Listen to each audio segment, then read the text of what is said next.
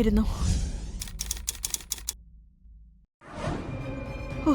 നീ എന്നെ അങ്ങ് പേടിപ്പിച്ചു കളഞ്ഞല്ലോ. എന്റെ താനെന്താ കരുതിയ വേറെ ആരെങ്കിലും ആയിരിക്കുന്നോ? ഒന്നുമില്ല. ഒന്നുമില്ലെങ്കിൽ എന്തെങ്കിലും ഒന്ന് ചെയ്യ്.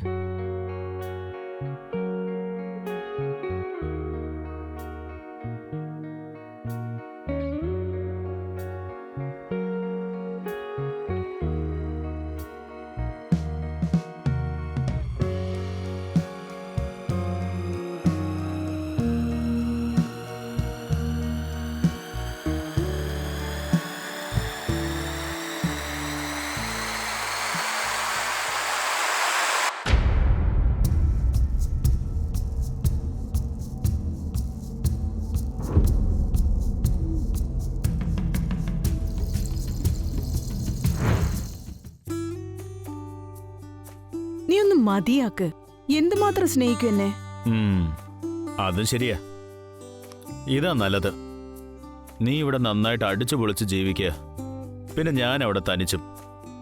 നിനക്കറിയോ നീ ഇല്ലാതെ ഞാനവിടെ കഷ്ടപ്പെടുകയെന്ന്? അത് ശരി. ഞാൻ അവിടെ കൂടെയുള്ളപ്പോ ഭയങ്കര ശല്യമായിരുന്നല്ലോ. നീ എപ്പോഴാ നിന്റെ വീട്ടിലേക്ക് പോവാ, എനിക്ക് ഒട്ടും സൗകര്യമില്ല അങ്ങനെ പറയാറില്ലേ? അത് എല്ലാ ഭർത്താക്കന്മാരും ഭാര്യമാരോട് പറയുന്നതല്ലേ. അത് ഇത്രയും സീരിയസ് ആയിട്ട് എടുക്കാൻ എന്താ കാര്യം? ആക്ച്വലി കാര്യം എന്താന്ന് വെച്ചാ, ഒരാൾ അടുത്തില്ലാത്തപ്പോഴാണ് മനസ്സിലാവുന്ന ഒരാളുടെ വാല്യൂ എന്താണെന്ന്. അത് കൊള്ളാം. അപ്പൊ നിനക്ക് എന്റെ വാല്യൂ മനസ്സിലായില്ലേ? Absolutely 100%. തീർച്ചയായും. അതുകൊണ്ടാണ് ഞാൻ നിന്നെ കൊണ്ടുപോകാൻ ഇങ്ങോട്ട് വന്നേ. പക്ഷെ എനിക്കിപ്പോ നിന്റെ കൂടെ വരാൻ പറ്റില്ലല്ലോ. എന്തേ?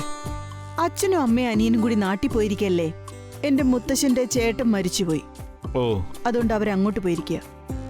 അപ്പൊ നീ പോയില്ലേ? ഇല്ല, ആരെങ്കിലും ഒരാൾ വീട്ടിൽ വേണ്ടേ? ഈയിടെയായിട്ട് എന്തെല്ലാം മോഷണങ്ങളാ നടക്കുന്നേ. എന്നാ ഒരു കാര്യം ചെയ്യാം, ഞാനും ഇവിടെ തന്നെ താമസിക്കാം. നിന്റെ ഫാമിലി വന്നതിന് ശേഷം നമുക്ക് വേണമെങ്കിൽ ഒരുമിച്ച് തിരിച്ചു പോവാം. ആ, അങ്ങനെ വേണമെങ്കിൽ ചെയ്യാം.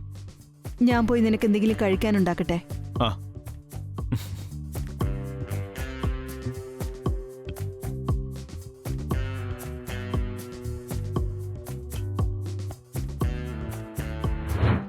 നമസ്കാരം, ഞാനാണ് കഞ്ചൻ അവസ്ഥി. ഒരിക്കൽ കൂടി നിങ്ങളെ എല്ലാവരെയും സ്വാഗതം ചെയ്യുന്നു ക്രൈം ചക്രയുടെ ഒരു പുതിയ എപ്പിസോഡിലേക്ക്, പുതിയൊരു കഥയോടൊപ്പം. റിതേഷും ശീതളും രണ്ടുപേരും തമ്മിൽ ഭയങ്കര സ്നേഹമായിരുന്നു. കല്യാണത്തിന് ശേഷം അടിച്ചു പൊളിച്ച് സന്തോഷത്തോടെ ജീവിതം ജീവിക്കുകയായിരുന്നു. എല്ലാ കുടുംബങ്ങളിലും എന്തെങ്കിലും ഒരു ചെറിയ ചെറിയ പ്രശ്നങ്ങൾ ഉണ്ടാവുമല്ലോ. അതും ഭാര്യയും ഭർത്താവുമാവുമ്പോൾ ചട്ടിയും കലവുമല്ലേ. തട്ടിയും മുട്ടിയും ജീവിച്ചില്ലെങ്കിൽ ആ ജീവിതത്തിന് ഒരു രസവും ഉണ്ടാവില്ല. ചട്ടിയും കലവും തമ്മിൽ തട്ടുകയും മുട്ടുകയും ചെയ്യുമ്പോൾ ശബ്ദമുണ്ടാവുമല്ലോ. അതന്നെ, ഇതൊരു കുടുംബത്തിലെ ഭാര്യയുടെയും ഭർത്താവിന്റെയും കഥയാണ്. ശീതളും റിതേഷും തമ്മിലുള്ള ഒരു ചെറിയ സൗന്ദര്യ പിണക്കം കാരണം ശീതൾ സ്വന്തം വീട്ടിലേക്ക് വന്നു.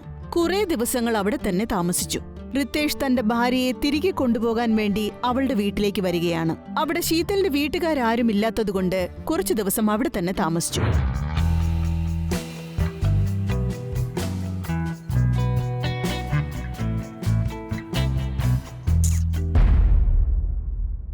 എന്തുപറ്റി? ഇപ്പൊ താല്പര്യമില്ല, ഒരു ഫീലും കിട്ടുന്നില്ല.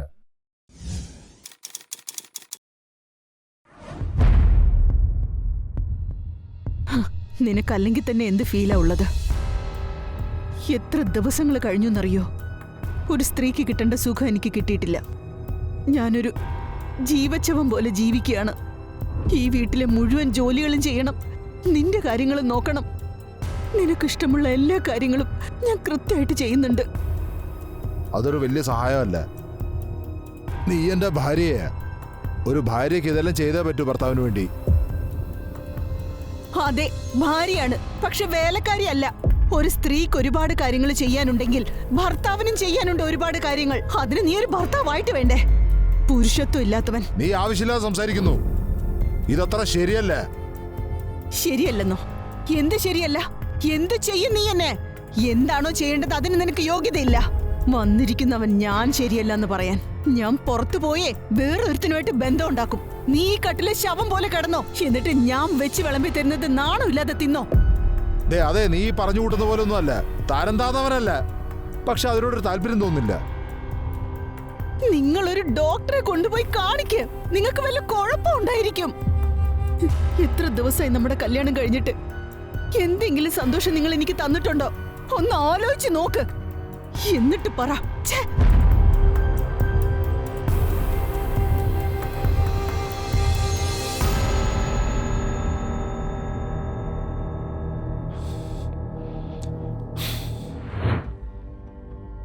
എന്ത് പറയാനടാ, ജീവിതം നരകമായി മാറിയിരിക്കുക. ഇല്ല ഇല്ല, ഇതിൽ അവളുടെ യാതൊരു കുറ്റമില്ല. അല്ലെ തന്നെ എന്നെ കല്യാണം കഴിച്ചിട്ട് അവൾ അനുഭവിക്കുക. അവൾ തന്നെ പെട്ടിരിക്കുക. എന്താണെന്നറിയില്ല, എനിക്ക് അവളെ അങ്ങോട്ട് സ്നേഹിക്കാൻ പറ്റുന്നില്ല. മനസ്സങ്ങോട്ട് വരുന്നില്ല. നിനക്കെന്താ തോന്നുന്നത്? സത്യത്തിൽ എനിക്ക് എന്തെങ്കിലും കുഴപ്പമുണ്ടോ? ഡോക്ടറിനെ കാണിക്കേണ്ട ആവശ്യമുണ്ടോ? മടുത്തടാ എന്നും ഈ തെറി കേട്ട്. എടാ പേടി തോന്നുകടാ. ഇനിയിപ്പോ വേറെ ആരെങ്കിലുമായിട്ട് പരിപാടി ഒപ്പിച്ചാൽ എനിക്ക് പുറത്ത് മുഖം കാണിക്കാൻ പോലും പറ്റില്ല. ചിലപ്പോൾ ആലോചിക്കാറുണ്ട് ഇതൊക്കെ വിട്ടെറിഞ്ഞിട്ട് എങ്ങോട്ടെങ്കിലും പോകണമെന്ന്. അല്ല സൂസൈഡ് ചെയ്യണം.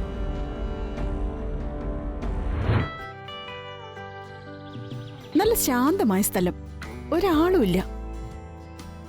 അപ്പൊ എന്ത് ചെയ്യാനുള്ള പ്ലാനാ? ഒന്ന് പോകുന്നുണ്ട് അവിടുന്ന്. ഞാൻ പറഞ്ഞെന്താന്ന് വെച്ചാ, ഇന്നത്തെ കാലത്തെ ആൾക്കാർക്ക് പാർക്കിൽ ഇരിക്കാനൊന്നും ഇഷ്ടമില്ല. വീട്ടിലിരുന്ന് ഫോണും നോക്കിയിരിക്കാനാ ഇഷ്ടം.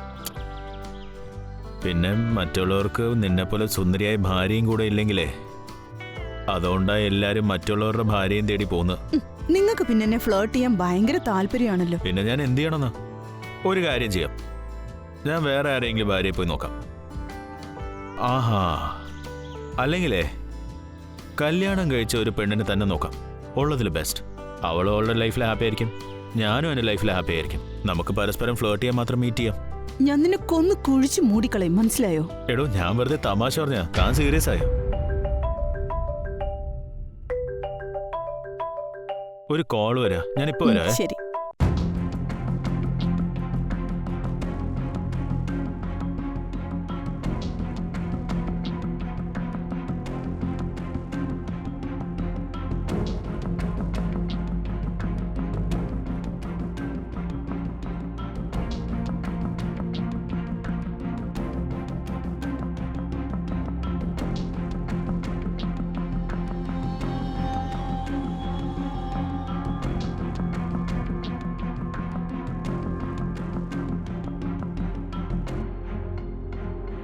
രേഖയും പ്രേമലും നല്ല ഭാര്യാഭർത്താക്കന്മാരായിരുന്നില്ല. അവരുടെ ബന്ധം നിത്യവും ഒരു പരീക്ഷണമായിരുന്നു. പരീക്ഷണം രേഖയ്ക്കായിരുന്നില്ല, പ്രേമലിനാണ് നേരിടേണ്ടി വന്നത്, ഒരു പുരുഷനായതുകൊണ്ട് മാത്രം. ഇന്നത്തെ കാലത്ത് ആൾക്കാർ പുരുഷൻ എന്ന വാക്കുപയോഗിക്കുന്ന രീതി കണ്ടാൽ നമ്മൾ വിചാരിക്കും ശാന്തതയുടെ പര്യായമാണെന്ന്. പ്രേമലിന് ഒരു ഭർത്താവ് ഭാര്യയ്ക്ക് കൊടുക്കേണ്ട സുഖവും സന്തോഷവും ഒരിക്കലും സ്വന്തം ഭാര്യയ്ക്ക് കൊടുക്കാൻ സാധിച്ചില്ല ലൈംഗിക ബന്ധത്തിൽ. ഇതിലൂടെ അവരുടെ ബന്ധത്തിൽ വിള്ളലുണ്ടായി. പ്രേമലിന് ശാരീരികമായി വല്ല വൈകല്യവും ഉണ്ടായിരുന്നോ? അതോ അവന് രേഖയെ ആകർഷകമായി തോന്നിയില്ലേ? കാര്യം എന്തായാലും പലപ്പോഴും ഇതുപോലെയുള്ള ബന്ധങ്ങളിൽ ഒരാൾക്ക് പ്രതീക്ഷ കൂടുതലായിരിക്കും, മറ്റേയാൾക്ക് സമ്മർദ്ദം കൂടുതലായിരിക്കും. ആ സമ്മർദ്ദം മൂലം ജീവിക്കാനുള്ള ആഗ്രഹം പോലും ഇല്ലാതെയാവുന്നു. ഇതായിരുന്നു പ്രേമലിനും സംഭവിച്ചത്.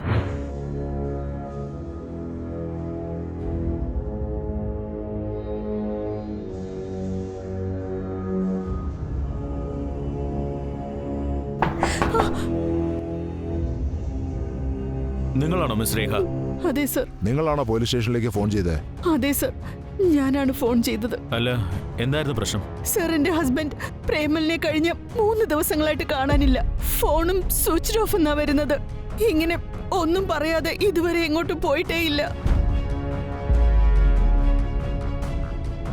നിങ്ങൾ അദ്ദേഹത്തിന്റെ സുഹൃത്തുക്കളോട് വിളിച്ചു ചോദിച്ചോ? സർ, അദ്ദേഹത്തിന് അങ്ങനെ വലിയ സുഹൃത്തുക്കളൊന്നുമില്ല. ഒരാളുണ്ട്, പുള്ളി വളരെ ദൂരെയാ താമസം. ഞാൻ പുള്ളിക്കാരനെ വിളിച്ച് ചോദിച്ചു, പക്ഷെ ഒന്നും അറിയില്ലെന്നാ പറഞ്ഞ്. ഞാൻ ഓഫീസിലും വിളിച്ച് അന്വേഷിച്ചിരുന്നു. അപ്പോഴാ മനസ്സിലായത് 3 ദിവസമായിട്ട് അങ്ങോട്ടും പോയിട്ടില്ലെന്ന്. ആദ്യം മിസ്റ്റർ പെരുമാളിന്റെ മിസ്സിംഗ് കേസ് എടുക്കോ, എന്നിട്ടാണെങ്കിൽ അടുത്തുള്ള പോലീസ് സ്റ്റേഷനിൽ ഇൻഫോം ചെയ്യണം. Right sir. മിസ്സസ് രേഖ, എനിക്ക് നിങ്ങളുടെ വീട് സെർച്ച് ചെയ്തേ പറ്റൂ, എസ്പെഷ്യലി പുള്ളിക്കാരൻ്റെ റൂമിൽ പോയി സെർച്ച് ചെയ്യൂ. Okay sir. മിസ്സസ് രേഖ, പുള്ളിക്കാരൻ എന്തെങ്കിലും പ്രശ്നം ഉണ്ടായിരുന്നോ? ആരെങ്കിലും ആയിട്ട് എന്തെങ്കിലും വഴക്കുകൾ? ഇല്ല സർ. പ്രത്യേകിച്ച് വഴക്കൊന്നും ഉണ്ടായിട്ടില്ല. ആ, നിങ്ങളുടെ കയ്യിൽ പുള്ളിക്കാരന്റെ ഫോട്ടോ വല്ലതും ഉണ്ടോ? ഒന്ന് തരൂ.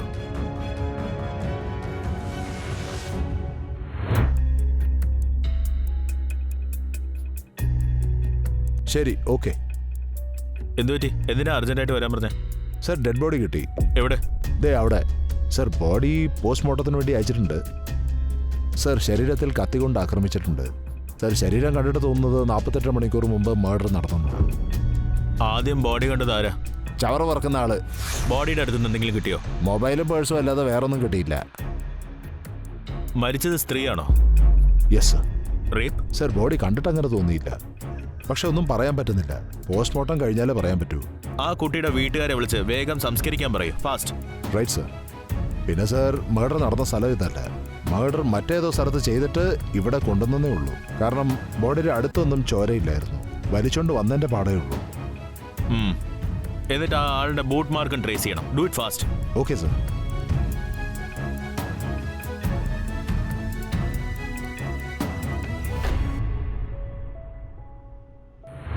ഒരു ഭാഗത്ത് പ്രേമലിനെ 3 ദിവസമായിട്ട് കാണാനില്ല.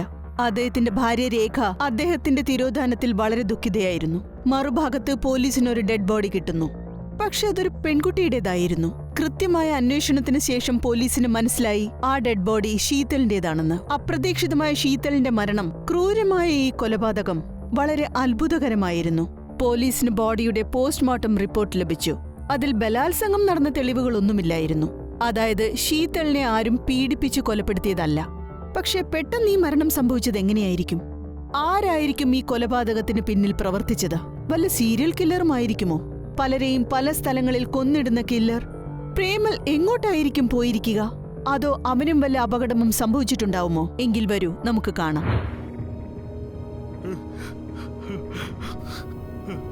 മിസ്റ്റർ റിതേഷ്, നിങ്ങളൊന്ന് റിലാക്സ് ആവുക. സർ, ഇത്രയും ക്രൂരമായിട്ട് ആർക്ക് കൊല്ലാൻ പറ്റും സർ? ഇതിന് എന്തായിരിക്കും കാരണം? ശീതൽജി ഇവിടെ എത്ര നാളായിട്ടുണ്ട്? കുറച്ചു നാൾ മുമ്പ് അങ്ങോട്ട് വന്ന്. അതിനു മുമ്പ് ഈ വീട് അവരുടെ പേരൻസിനായിരുന്നു. അവരൊരു എമർജൻസിക്ക് നാട്ടിലേക്ക് പോയതാ. ഞാൻ അവളെ തിരിച്ചു കൊണ്ടുപോകാൻ വന്നത്. പക്ഷേ ഇനിയിപ്പോ എനിക്ക് അവളെ തിരിച്ചു കൊണ്ടുപോകാൻ പറ്റില്ലല്ലോ സർ. മിസ്റ്റർ ശീതലിന് ആരെങ്കിലുമായിട്ട് വിരോധമോ ദേഷ്യമോ എന്തെങ്കിലും ഉണ്ടായിരുന്നോ? അത് കാരണമാണ് ഈ മർഡർ ഉണ്ടായ? ഇല്ല സർ, എനിക്ക് അങ്ങനെ തോന്നുന്നില്ല. അങ്ങനെ എന്തെങ്കിലും പ്രശ്നം ഉണ്ടായിരുന്നെങ്കിൽ അവൻ എന്നോട് തുറന്നു പറയായിരുന്നു സർ. പുള്ളിക്കാരുടെ പേരൻസിന് ആരെങ്കിലുമായിട്ട് ശത്രുതയോ വഴക്കോ? അതിനെക്കുറിച്ച് എനിക്ക് ഒരു ഐഡിയ ഇല്ല സർ. ഞാൻ അവളുടെ പേരൻസിനോട് ഇൻഫോം ചെയ്തിട്ടുണ്ട്. അവർ എപ്പോൾ വേണമെങ്കിലും ഇങ്ങോട്ടേക്ക് വരാം. നിങ്ങൾ വേണമെങ്കിൽ അവരോട് ചോദിച്ചു നോക്കാം. മിസ്റ്റർ ഋത്വിക്, ഞങ്ങൾക്ക് ഈ വീടൊന്ന് സെർച്ച് ചെയ്യണം. ശരി സർ.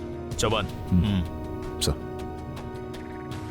മിസ്റ്റർ റിതേഷ്, നിങ്ങൾക്ക് എന്തെങ്കിലും ഓർമ്മ വന്നാൽ ഞങ്ങളോട് പറയണം. എന്നാലേ ഞങ്ങൾക്ക് ഈ കേസ് സോൾവ് ചെയ്യാൻ പറ്റൂ. Okay sir.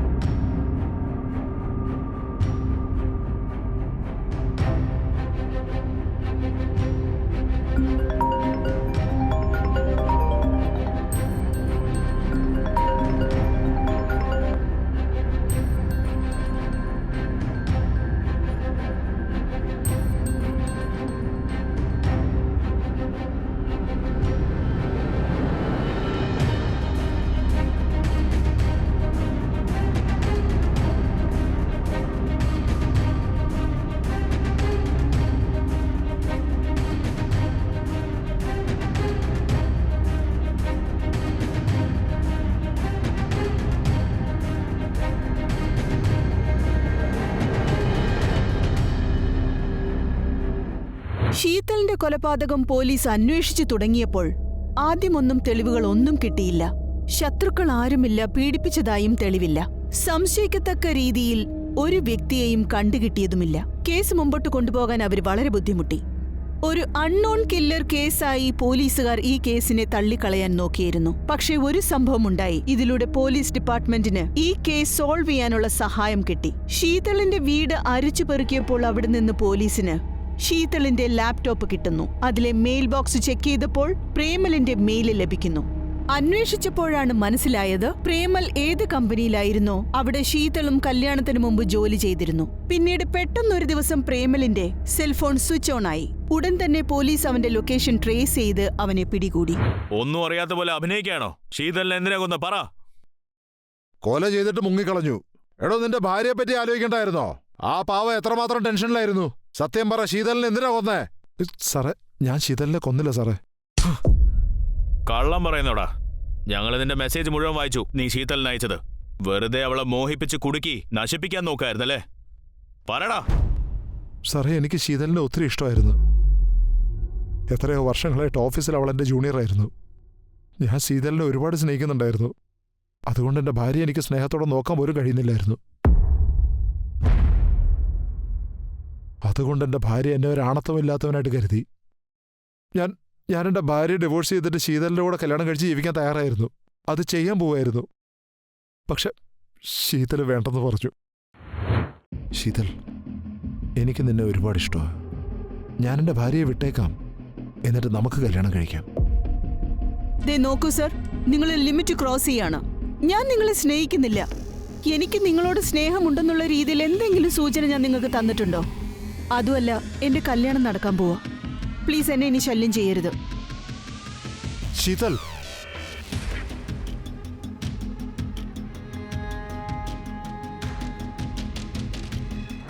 സാറേ, ജീവിതം എൻ്റെയാ തുറഞ്ഞത്. ശീതളിനെ ഞാൻ മറക്കാൻ ശ്രമിക്കുകയായിരുന്നു. അപ്പോഴാണ് അവള് കല്യാണം കഴിച്ച് ഈ നഗരം വിട്ടുപോയത്. പക്ഷെ ഒരു ദിവസം പെട്ടെന്ന് അവളെ കാണാൻ സാധിച്ചു.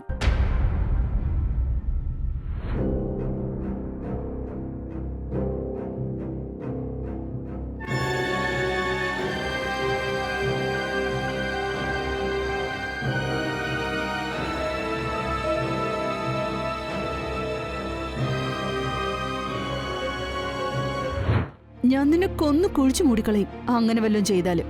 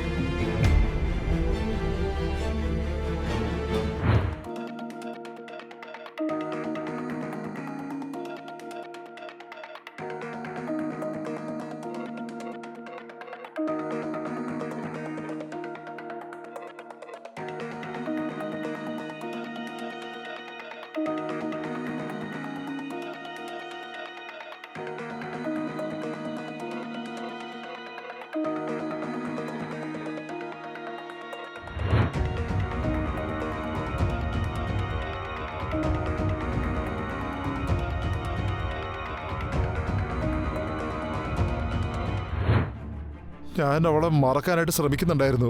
പക്ഷെ അവളെൻ്റെ മനസ്സിൽ നിന്ന് പോകുന്നില്ലായിരുന്നു. അപ്പോഴാണ് ഞാൻ അവളെ അവളുടെ ഭർത്താവിനോടൊപ്പം കിടക്ക പങ്കുവെക്കുന്നത് കണ്ടത്. അതെനിക്ക് സഹിക്കാൻ പറ്റിയില്ല. എന്നിട്ട് അവളെ ഞാൻ കൊന്നു. എന്തൊരു മനുഷ്യനടാ നീ! ഒരു തവണ പോലും നിന്റെ ഭാര്യയെ കുറിച്ച് ഓർത്തില്ലേ? നിന്റെ മനസ്സിലുള്ള ദേഷ്യവും വെറുപ്പും കാരണം എത്ര പേരുടെ ജീവനാ പോയത്. ഇനി ബാക്കിയുള്ള ജീവിതം നിന്റെ ജയിലിലായിരിക്കും.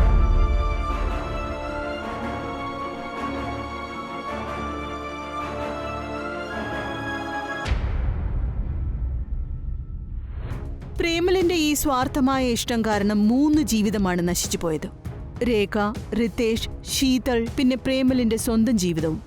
ഇത്തരത്തിലുള്ള അന്ധമായ ഇഷ്ടം കാരണം മനുഷ്യർക്ക് തെറ്റും ശരിയും മനസ്സിലാക്കാനുള്ള കഴിവ് പോലും നഷ്ടപ്പെടുന്നു. തന്റെ സ്വന്തം ഭാര്യയോടൊപ്പം സന്തോഷത്തോടെ ജീവിക്കാതെ പ്രേമൽ ഒരു സ്വപ്ന ലോകത്ത് ജീവിക്കുകയായിരുന്നു. ആ സ്വപ്നലോകത്ത് അവന് ശീതളിനോട് അന്ധമായ സ്നേഹമായിരുന്നു. ശീതളും അവനെ സ്നേഹിക്കുമെന്ന് അവൻ തെറ്റിദ്ധരിച്ചു. അതുകൊണ്ട് തന്നെ ശീതൾ ഭർത്താവുമായി സന്തോഷത്തോടെ ജീവിക്കുന്നത് അവന് സഹിക്കാൻ പറ്റിയില്ല. അങ്ങനെ പകയും ദേഷ്യവും മനസ്സിലൊതുക്കി ശീതളിനെ അവൻ കാണാനായി വിളിച്ചു. അതിനുശേഷം അവളെ കൊലപ്പെടുത്തുകയായിരുന്നു. ആർക്കും നിയമത്തിന്റെ പിടിയിൽ നിന്ന് ഒരിക്കലും രക്ഷപ്പെടാനാവില്ല. ഞാനാണ് കഞ്ചൻ അവസ്ഥി. നിങ്ങളോട് വിട ചോദിക്കുന്നു. വീണ്ടും കാണാം ക്രൈം ചക്രയുടെ ഒരു പുതിയ എപ്പിസോഡിൽ പുതിയ ഒരു കഥയുമായി. അതുവരെ എല്ലാവരും സന്തോഷത്തോടെ കാത്തിരിക്കൂ.